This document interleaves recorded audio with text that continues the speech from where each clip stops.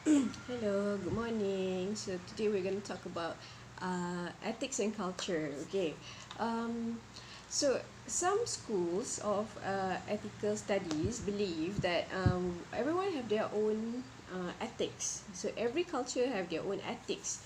Um, so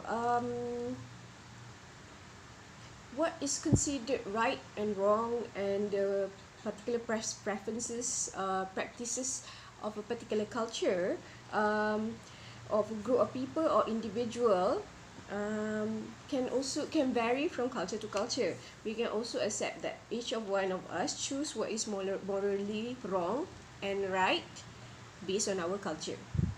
Okay. um, So, for example, in certain cultures, maybe eating with your hands is considered dirty, uh, or certain culture using your left hand to eat is considered taboo, or um, putting your elbows on the dinner table, while in other cultures it is totally acceptable. Um, some people might prefer coffee, some people might prefer tea. This is also cultural preferences. Okay. So for example, certain things are called coffee break, and certain places it's called tea break. So it depends. Okay. Um, while we should be tolerant to cultural differences, definitely, we should also accept that all cultural practices are morally right. Think about it. All cultural practices, no matter how wrong it is in other culture, it's actually morally right. Do you agree? Okay. To further explore this issue, we need to clarify what is that normative ethics deal with how we should behave and live in our life. Uh, should think about how uh, our actions, not as individual but also as society, might also affect other people. So conclusion dia kat sini, apa dia nak cakap ialah setiap culture tu dia ada perbezaan dia. Perbezaan dia tu contohnya, sebelum ni saya dah sebut kan, contohnya kenapa Muslim tak makan babi, ataupun kenapa orang Hindu tak makan lembu. Perbezaan ni adalah culture. Agama tu sebahagian daripada culture, kita consider sebahagian daripada culture. So cuba kita fikirkan, adakah kalau it is religion, kita tak argue, adakah certain things, contohnya orang Melayu dan orang India, dia makan dengan tangan, dan ada setengah culture, contohnya culture barat, merasakan benda tu kotor. Cuba kita tengok setengah-setengah orang yang tak biasa makan dengan tangan, dia makan dengan tangan kiri. Jadi dalam culture kita adalah salah kan? Cuba kita bincangkan benda tu. Cuba kita fikir. Okay? So topik seterusnya, contoh dia macam slavery. Slavery was accepted back then, but now it's no longer accepted. Even in whatever culture that you consider backward,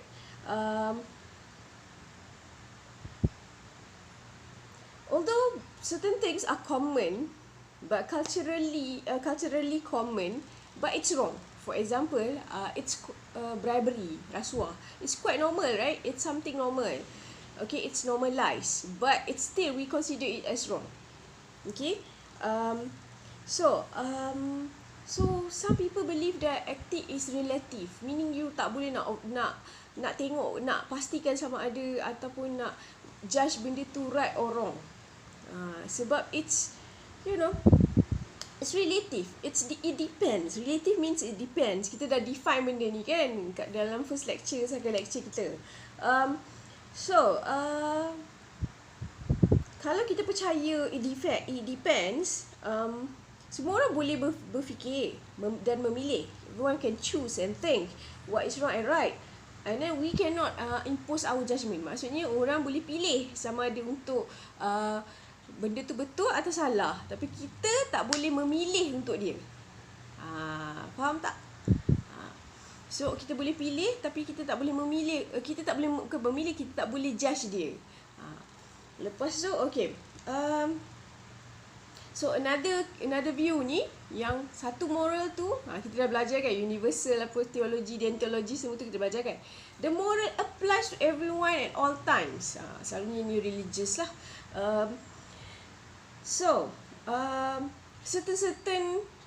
Certain morality ni dia melangkaui agama, culture. Contohnya macam sekarang ni kita ada wabak COVID kan. So wabak COVID ni problem dia adalah apa? Problem dia adalah orang still keluar berjalan-jalan dan have no respect for authority, betul tak? Bila dia have no respect for authority, kita sebagai orang-orang yang observe, yang tak keluar, yang memang duduk di rumah, kita akan kecam tindakan tu. Sebab apa? Sebab buat masa ini not respecting authority ataupun tidak mematuhi perintah pemerintah adalah sesuatu yang boleh mendatangkan kemudaratan yang besar. Sebab tu kita akan kecam dia. Dia ni melangkaui agama, bangsa, apa semua. Dia satu morality yang kita sekarang semua orang duduk rumah diam-diam. Okay. But ni orang-orang yang keluar jalan-jalan ni kan. I kena pergi tempat ni sebab tempat ni I makan nasi kandar yang paling best sekali. So kalau tak makan I tak boleh hidup kan. So dia cakap ni, we do not always as individual or society do what we should do. Sebagai individu ataupun masyarakat, kita patut duduk di rumah. Tak ada benda penting jangan keluar. Tapi ada juga segelintir masyarakat ni keluar. Sebab apa? They are not doing what they're supposed to do. Okay. So kita masuk pada bab moral relativism. Okay, what is moral relativism? Kita dah belajar daripada first class. Dia basically you can summarize macam ni. To each her own or his own or their own. Who am I to judge? This is very popular kan. So this macam ni. There is no set of rule or something that is universal and everyone kena ikut benda tu. Macam contohnya let's say issue LGBT ni, Muslim cannot impose or Christian cannot impose their religious opinion on people.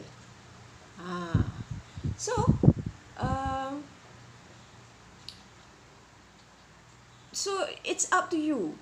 Contohlah, ni contoh je. Whether you want to whether you want to like be homosexual or heterosexual or bisexual or whatever sexual it is. Who am I to judge? It's up to you. Macam tu. Tapi tak boleh lah. Ini is just a theory that I'm explaining a theory. Ini example to a theory. It's not my personal view. Nanti kan viral pula. Okay. So it can be understood in several ways. Dia ada descriptive, descriptive moral relativism, meta-ethical moral relativism, and then normative moral relativism. So benda ni kita akan explain dalam bab-bab yang seterusnya.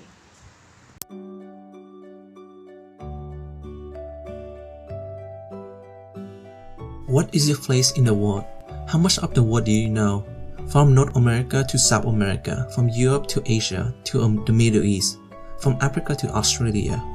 How much do you know about the daily life style of the people around the world? What is the social norms and what is their cultural perspective? Do you think that everyone in the world behave the same as the people around you? Ethnocentrism is the belief that one's cultural group is centrally more important and superior to others, whether it's got to do with food, religion, politics, or any custom or rituals, or anything else. When we as human beings judge someone from the position of our own cultural and social norms, we are becoming more ethnocentric. As ethnocentric people, they tend to use their own cultural norms to make generalization about other people's culture and custom. An important fact to understand about ethnocentrism is that ethnocentrism can lead to cultural misinterpretation and it often misrepresent and change how we communicate with each other. Like everyone else, I was also at fault with being ethnocentric in the past. There was a period of time where I generalize and make judgment about others based on how I see the world and not put myself in their shoes. For example, please think about this for a minute. As Americans, we often talk about British drivers driving on the wrong side of the road. Why not just say opposite side or even left hand side instead of saying on the wrong side? We talk about reading Hebrew or Arabic as reading backward. Why not just say from right to left or in the opposite direction of English? We also consider certain types of art as barbaric or primitive. But are they really so? The problem is that we do not put ourselves in other people's shoes as often as we should, and therefore our perception of how we think about the world and other people who are different than us might be biased in our favor. While ethnocentric views are not necessarily intended, they have led to major human disasters throughout history, causing bullying, discrimination, intolerance, war, genocide. One of the controversial topics in American history is about slavery and the segregation of black and white before the 21st century. Even though slavery was abolished, many Americans back then are very ethnocentric about the opponent of white culture and view blacks and minorities as inferior to them. This lack of understanding between different cultures and ideologies caused many outcry debates and tensions between different groups of people. Looking back during the segregation era and still in today's world, there are many ethnocentrics who forget that there are other cultures and viewpoints beside their own, and develop a stereotypes or cynical generation about others, eventually developing the mindset of us versus them mentality. So, is there anything that we can do to better ourselves and reduce ethnocentric view? Yes, there is. Many people have rallied support for the cultural relativism movement, a principle that a person's beliefs and activities should be understood and make sense in terms of his or her own culture and not from the outsider perspective. In short, it is important to put yourself in the other person's shoes to understand how the person sees and interact with the world. This concept means that due to human diversity across the world, it is logical and sound to have diverse and different environments in which different groups live and interact with each other. Therefore, everything is relative to each other in some level. It is important to understand that on a certain level, nothing is absolutely right or absolutely wrong either. For example, some cultures do not eat pork due to their religion, while some other cultures are fine with eating pork. Whether an action is right or wrong depends on the moral norms of the society in which it is practiced. The same action might be morally right in one society, but be morally wrong in another. Think about it. Female beauty and arts, in your opinion, are they culturally universal? Why or why not? Cultural relativism is important in providing objective insight into other cultures. It promotes cross-cultural empathy, understanding, and collaboration with emphasis on similarities among human cultures. Cultural awareness and acceptance is an important step toward a better and a peaceful world. What are your thoughts on cultural perception and generalization?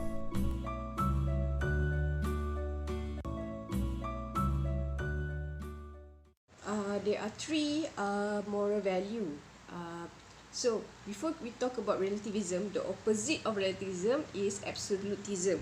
So meaning if a person tu doesn't subscribe to your cultural moral value, for example, I selalu bagi kan, white people when they greet each other, despite of their gender, they will like hug and macam pecks on cheeks. And then if we are to judge them based on our standard as people from Asia, then it will become macam haram lah. As a Muslim, it's haram, and it's a non-Muslim perhaps rasa macam, oh no, it's not right for you to touch other people's wife or sister or daughter without their permission, kan? So that is absolutism. Now we're gonna learn relativism. So bahasa tu baru kita boleh relate benda ni dengan kita punya culture. Okay. So yang the first one, descriptive moral relativism, also known as cultural relativism. It state that moral value ni culturally defined. Dia didefinisikan oleh culture ataupun budaya ni yang membentuk moral. So ada beberapa value, moral value ni yang universal, yang semua culture ada. Contohnya honesty, respect, tapi how honest and how honest. Remember, I always say that in class that when I teach international students, I always tell them, even if a Malaysian is smiling to you, when you scold them, doesn't mean that we are happy. Smiling is not an indication of being happy. So are we being dishonest? Itu honest dia tu bila cakap very kan. Some people, some culture when they angry, they can be angry in public. It's not rude to be angry in public. But in Malaysian culture, it's very rude to be angry in public or to express anger. Okay. So, are we not being honest? So, honesty tu vary. Definition of honesty tu berbeza-beza. Okay. So, respect. So, respect.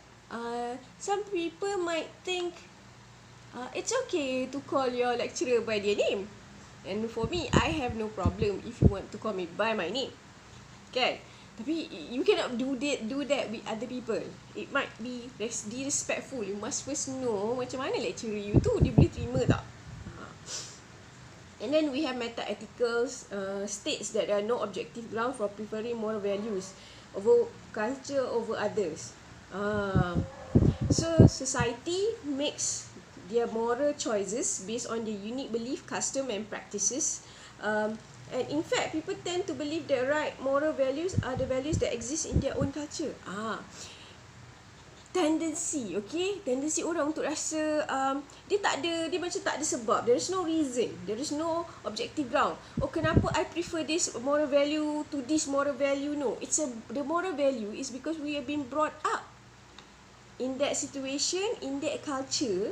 That's why we prefer that moral value. Dia tak ada sebab. Okay, preferences kita tu, pilihan kita tu untuk subscribe ke apa moral value mana dalam meta-ethicals ni punya, tak ada sebab kita dibesarkan dengan moral value macam tu. So macam itulah. Itulah. Sebab tu some people find it offensive bila ada orang tanya, kenapa you tak makan lembu? Ataupun kenapa Muslim tak makan babi? Some people would find it offensive sebab ni. Because of this. Because of I've been brought up that way, and who are you to question me? Okay? Faham? Okay, and then normative moral relativism is the idea that all societies should accept each other differing moral values. Given that there are no universal moral principle, most philosophy disagree. So meaning to say, for example, in certain culture, bribery is normal. If you want to get things done, you have to bribe people. Contoh. It doesn't mean that, let's say, it happens in country X. Tak nak sebut country mana-mana kan. Dalam kelas, we can say, here, cannot, it's very dangerous. So we will say, country X. If you want to get things done in country X, you have to bribe people. So people from country Y would go, but this is wrong.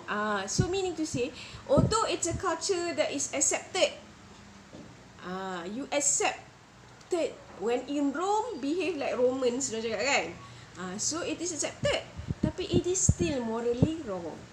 Okay. So we start. I'm going to go into the detail of descriptive moral relativism. Okay. For example, dia daripada the beginning of Western tradition, philosopher has debated the nature and implication of moral diversity. Okay, because the Greek, it's a trading route, tempat pusat, apa kita panggil pusat, di mana orang berdagang. Pusat perdagangan. Pula susah sangat pusing kan. Pusat perdagangan. It's a pusat perdagangan. And then so first they see people lah. They see people kan, macam-macam Melaka kan, kita nampak orang macam-macam orang datang dan berdagang. Dan kedua, diorang ni travel dan war. Sebab dia ada banyak war in Europe, apa semua, dia tengok orang kan. So human custom ni budaya, adat budaya yang akan, maksudnya attribute or determine what is fine and ugly, just and unjust. For example, in Malaysian culture, Malaysian men, dia prefer perempuan yang kurus halus, kulit putih macam Korea. But in some culture, dia suka kulit perempuan Melayu yang tan, yang sawo matang. In certain culture, being fat, especially African culture, being really fat tu adalah cantik. Aesthetics ataupun beauty ni, sebab tu kata beauty lies in the eyes of the beholder. Beauty, kecantikan, lies in the eyes, dalam mata, di dalam pandangan orang yang memandang tu. Kan? So kalau kita tengok orang kadang-kadang muka pecah rumah tapi orang suka dia, kita tak tahulah kenapa. Kan? Kita rasa, mata kita rasa pecah rumah, mata orang rasa macam wah cantik gila. Ataupun itulah yang cakap, it depends. Okay.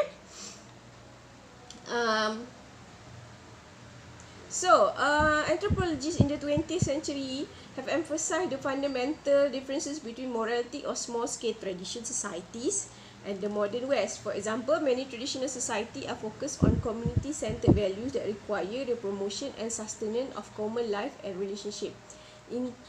Contoh. Dia compare. Contohnya kat Malaysia, it's completely fine to ask people, what is your religion? Ataupun, are you married? Do you have kids?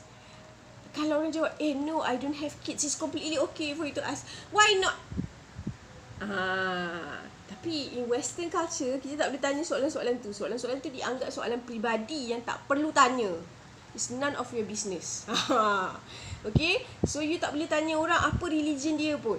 Walaupun whether dia percaya religion ke tak percaya religion, it's not the question to ask orang yang kita baru kenal.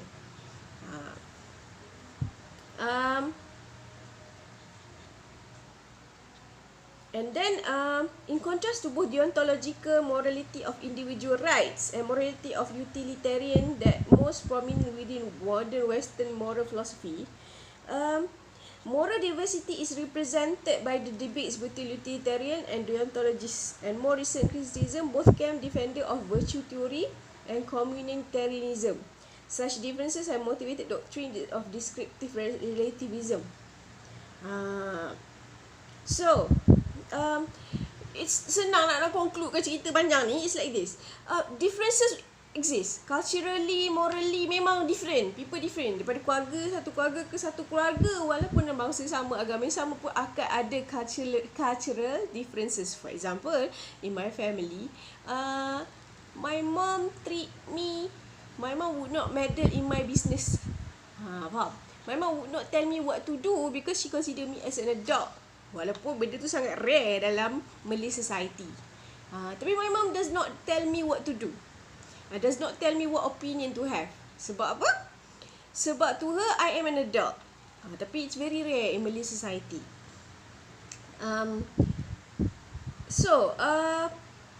Society and individuals that is concerned to central moral values and principle. Meaning macam ni. Memang akan ada orang yang pelbagai moral value yang didasari oleh budaya. Memang akan ada. Tapi apa yang kita cakap sini, orang akan judge. Orang akan judge. Judgement pun ada. So dua-dua ada. Jangan expect kita buat benda jahat, benda yang maksudnya dalam culture tu orang tak buat, then we do not expect people to judge us. That is wrong. Okay. So dalam civilization ni, how does it apply? Civilization is not something absolute, but it is relative. Our ideas and conception are true only so far as our civilization goes. Faham? It's not absolute. It depends. Conception kita tu hanya benar as far as our civilization goes. For example, budaya barat. Contohnya budaya barat yang maksudnya bebas, hedonistik ni, yang you can go and live with your boyfriend and not get married and stuff like that, it's only applied in the West. In Asia, it is still something that is frowned upon. Maksudnya, if you do it, of course, people would still macam, you can do it, provided you are not, arrested by certain officers of the religious law. Okay, I'm not gonna go into details, you know what I mean. So you can go do it, but it doesn't mean that these conceptions are true. These conceptions are viewed wrong in society. Benda tu salah. Okay, so untuk civilization barat ni, as far as civilization barat tu sampai di mana, level apa dia sampai, dan setakat mana dia diterima. Kita boleh terima banyak teori-teori dia dari segi teknologi, dari segi etik dan budaya tu dia tak boleh expect lah kita terima. So yang kedua pula dia cakap apa, senang nak kata what is right and or good for one individual or society is not right or good for another, even if the situation are similar. Meaning not merely that what is thought right or good by one is not thought right or good by another, but what is really right or good in one case is not so in another. Macam mana ni? Maksudnya benda yang bagus pun sometimes dia untuk satu society it works, for another society it doesn't work. Contohnya macam being too open, maybe it works in the Western society, in the Western world, tapi dekat society kita it does not work. Okay, I'm an open-minded person. I explain to you what does it mean in class. Okay, I'm an open-minded person, but to what extent? Okay. So the second one, meta-ethicals, kita explain tadi ni, we're going to go into detail. So dia meta-ethical ni nak cakap there is no right or wrong. So nanti normative ethic akan sambung, like, because there is nobody right or wrong. We need to tolerate other people's behavior, even when we disagree. Contoh, for example, you might disagree with people being transsexual, because religiously, like Adam and Eve, not transsexual and homosexual, whatever it is, Adam and Eve, not Adam and Steve, right? So maybe you disagree with that. This is your argument, religious books, but because you have right to disagree. Dah explain tadi, you have right to disagree, but they also have the right to also continue this disagreeable punya perangai. You understand?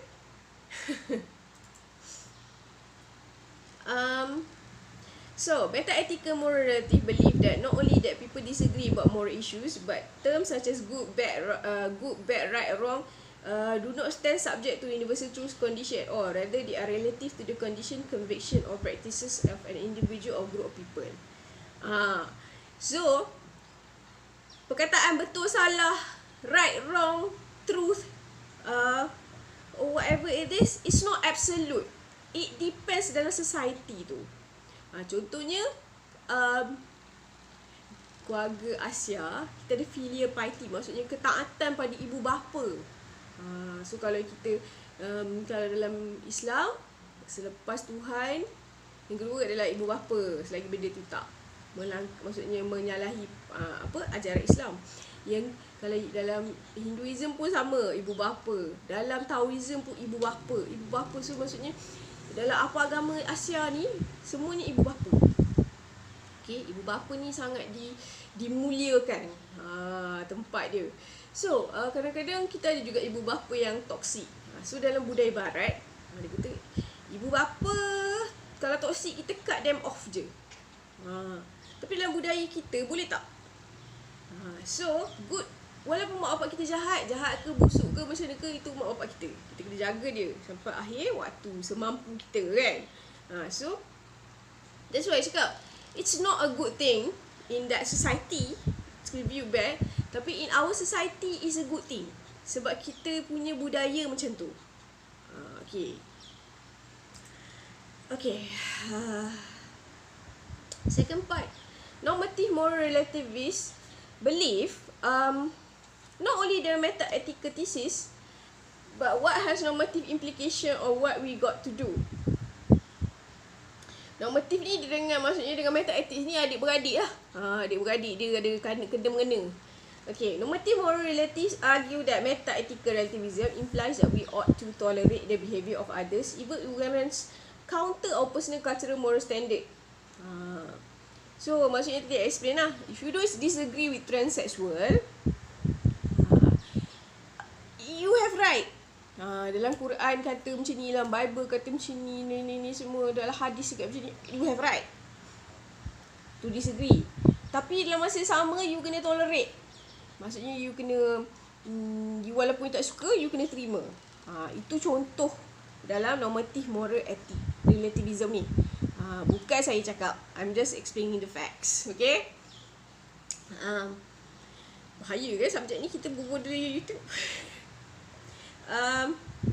So and then ought to meta-ethic relativism seems to eliminate the normative relative's ability to make prescriptive claim. In other words, normative relativism may find it difficult to make a statement like, we think it is moral to tolerate behaviour, without always adding, other people think intolerance of certain behaviour is moral. Okay, for example, in the West, tolerating LGBTQs, whatever it is, benda tu moral. Itulah perkara bermoral pada diorang, pada certain faction of the society. Benda dia bermoral tu, itulah dia.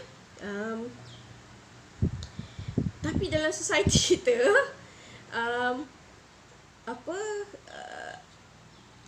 other people think of intolerance. Maksudnya intolerance kita terhadap LGBTQ, maksudnya kita tidak terima tu adalah sesuatu yang moral. Different. Okay? Dia tak ada, there is no universal, in conclusion, there is no universal valid moral principle. Moral rightness and wrongness of action vary from society to society. So kita tak binding, dia tak ada maksudnya macam moral moral orang Islam, morality Islam ataupun morality Hindu ataupun morality Taoism, Buddhism, whatever it is, dia tak bind, dia tidak mengikat orang yang tak ada dalam agama tu. Faham? Macam kalau you bukan orang yang menganut agama tu, kenapa you nak kena ikut ajaran agama tu? You faham?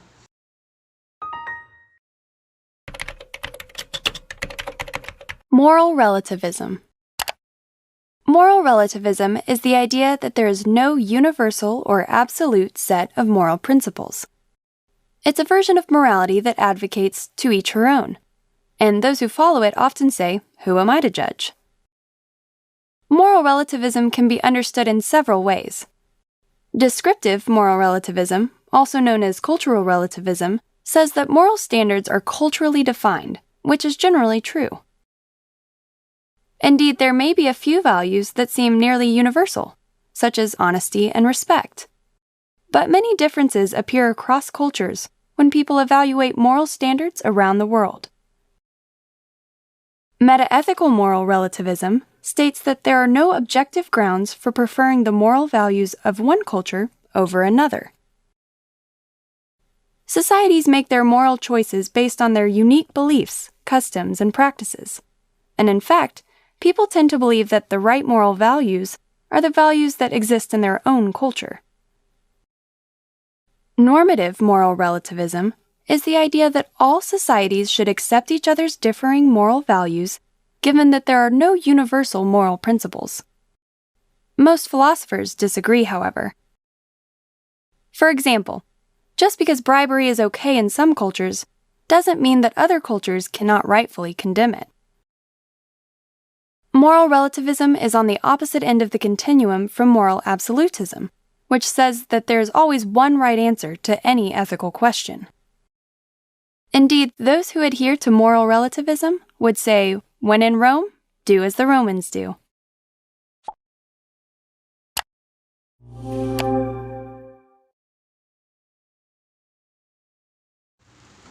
Okay, so in conclusion, setiap culture ni akan always make their own rules of morality based on their culture. Sebab itu, that is what the law of the universe lah kononnya. Okay. kalau ada attempt untuk kita apply principle culture kita kepada orang lain, itu hanyalah what we call political move ataupun assertion of power, cara nak tunjuk kita berkuasa. Ni dalam teori ni lah. Okay, so macam mana benda ni semua apply into civilization? Tadi I dah explain dah. Our moral or values only extend as far as our civilization. Contohnya kita punya value kita ditanam di Malaysia ni, dan ni hanya di Malaysia je, ataupun value di certain negeri di Malaysia, hanya di certain negeri di Malaysia je, dia tak boleh extend ke negeri lain. Mungkin di negeri lain dia lain. So itu extent of civilization. So apa kena-mengena dengan Malaysia? Okay, so I wish you were here so we can actually discuss this, tapi you're not here. So apa kena-mengena dengan Malaysia? Kita diverse, kita pelbagai bangsa, tapi love binds us together. Foundation of our unity, kindness is our value, peace and harmony our desire, honor and respect is our heritage. This land, God creations just for us to share together. Truth and justice is our pillar for growth. Prosperity shall flow in this land. Let us arise together. Drama sangat ni. Upon the foundation of this belief, we shall build the nation and our strength. We are firm, we are one. Macam tu. Kita diverse, tapi kita ni diverse maksudnya kita ada pelbagai culture, kan? Kita ada sudah macam ada sama my student, dia tak Muslim pun tapi dia sangat sedih dengan pembatalan bazar Ramadan. Ataupun tengah-tengah kita COVID punya PKP ni, perintah restriction movement order. Kan subjek ni in English kan. So kita kena buat apa? Kita kena duduk rumah, dia tak boleh keluar. Tapi sebab it's our culture, we share walaupun kita diverse, tapi kita satu. Kita buat apa? Kita ada coffee dalgona viral.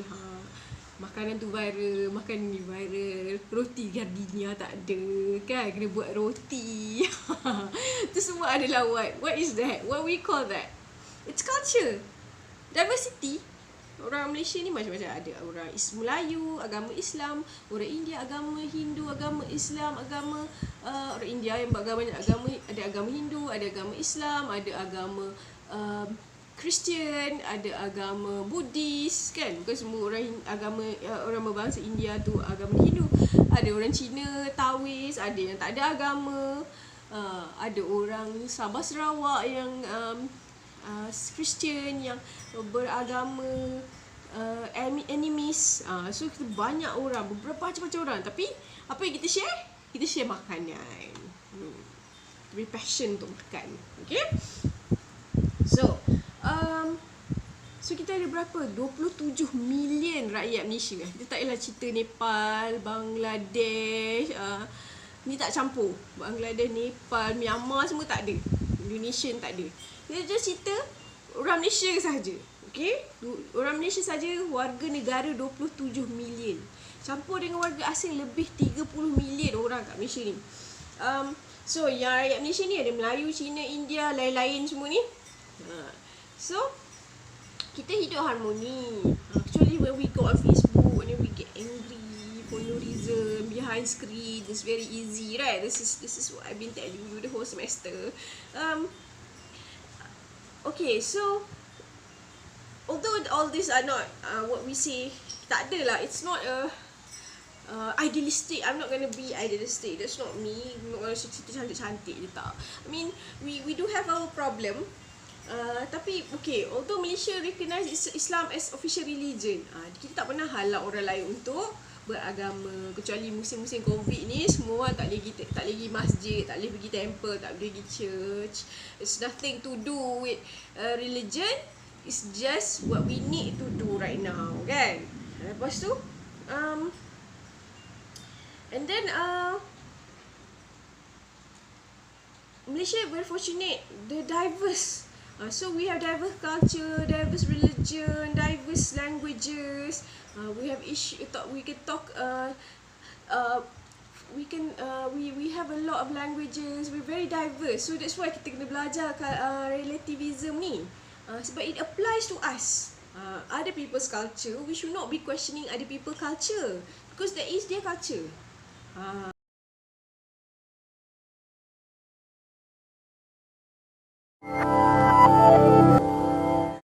Is it wrong to steal to feed your family? Is there such a thing as a good lie? Questions like these are the domain of ethics, the branch of philosophy that studies morality, or right and wrong behavior. But before we can parse questions like these, we need to go deeper into metaethics, which studies the very foundations of morality itself. Metaethics asks questions as basic as what is morality? What's its nature? Like, is it an objective thing out there in the world waiting to be known? Or is it more like a preference, an opinion, or just a bunch of cultural conventions? There are a lot of different metaethical views out there, and one way to understand them is to put them to a test to see how they'd help you solve some thorny ethical problems. Like a scenario where you have to steal food or lie for a good cause. Or what about this? What if you set out to harm someone, but you ended up saving their life by accident?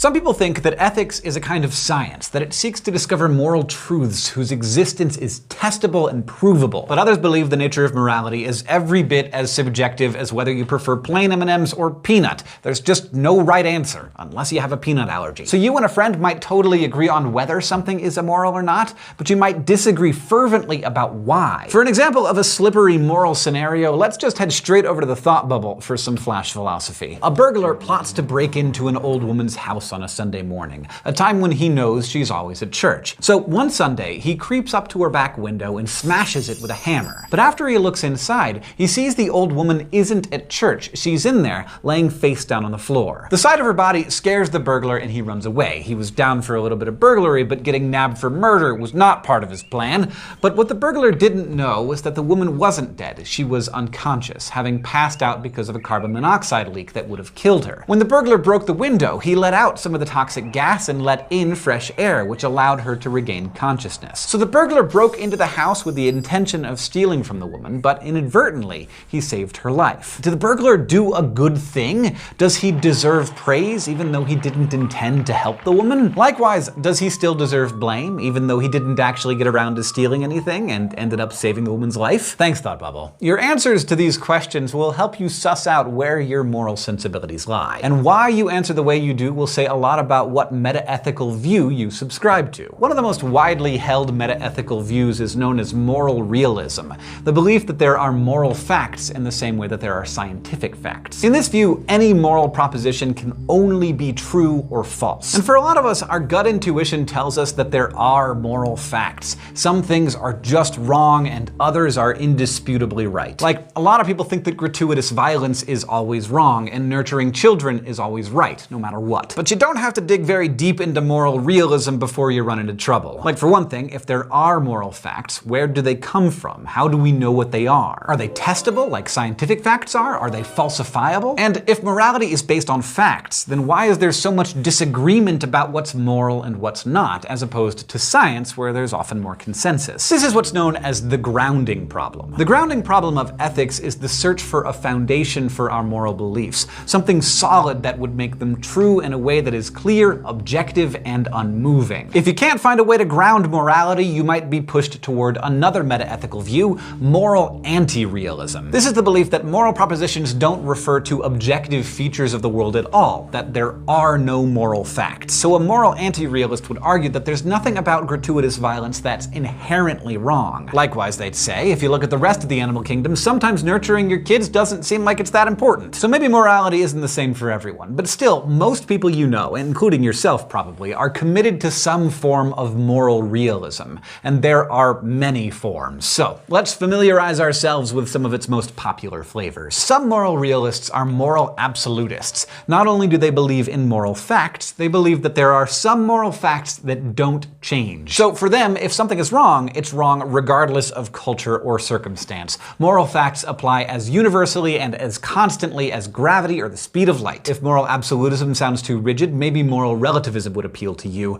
This view says that more than one moral position on a given topic can be correct. And one of the most common forms of moral relativism is cultural relativism. But there are actually two different things a person might mean when they talk about cultural relativism. The more general kind is descriptive cultural relativism. This is simply the belief that people's moral beliefs differ from culture to culture. No one disputes that. It seems obviously true. Like, some cultures believe that capital punishment is morally right, and other cultures believe it is morally wrong, that killing another human is inherently unethical. But there's also normative cultural relativism, which says that it's not our beliefs, but moral facts themselves that differ from culture to culture. So in this view, capital punishment is morally correct in some cultures and morally wrong in others. Here, it's the moral fact of the matter that differs based on culture. Now, normative cultural relativism might sound pretty good to you. It does at first to a lot of people, because it seems like it's all about inclusiveness and tolerance. Who am I to tell other cultures how they should live, right?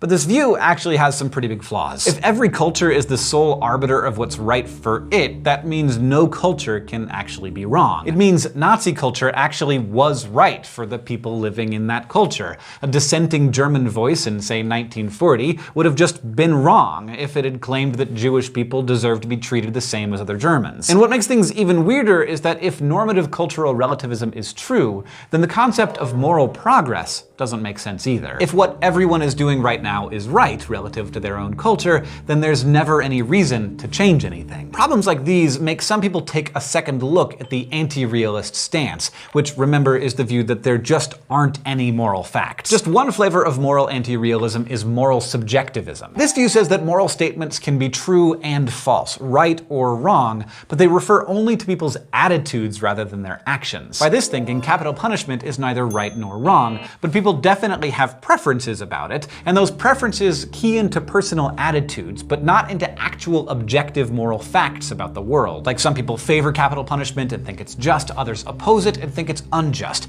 But it doesn't go any deeper than that. There are no moral facts, only moral attitudes. There are other varieties of both moral realism and anti-realism, but this should give you an idea of the general meta-ethical lay of the land. And by now it probably seems like I've given you a lot more problems than solutions. So let's talk about the moral frameworks you'll use to navigate your way through all of these moral mazes. These frameworks are known as ethical theories. They're moral foundations that help you come up with consistent answers about right and wrong conduct. All ethical theories have some kind of starting assumptions, which shouldn't be surprising because really all of our beliefs rest on some basic assumed beliefs. For instance, natural law theory, which we'll study soon, relies on the starting assumption that God created the universe according to a well-ordered plan, while another ethical theory known as utilitarianism relies on the starting assumption that all beings share a common desire to seek pleasure and avoid pain. The starting assumptions of a theory can lead us to other beliefs, but if you reject those initial assumptions, the rest of the theory just doesn't follow. Now, in addition to starting assumptions, ethical theories also consist of moral principles, which are the building blocks that make up the theories,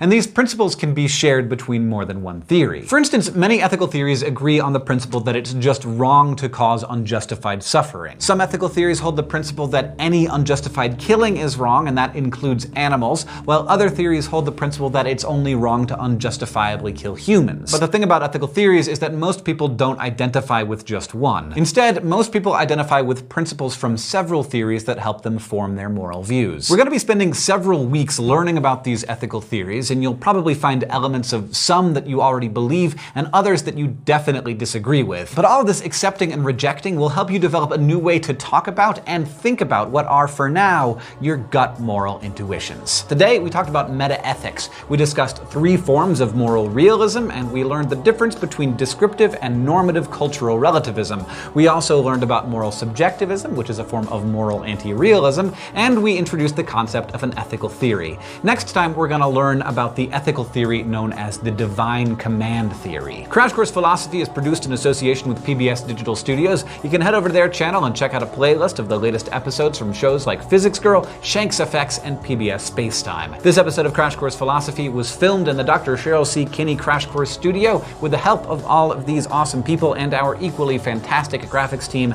is Thought Cafe.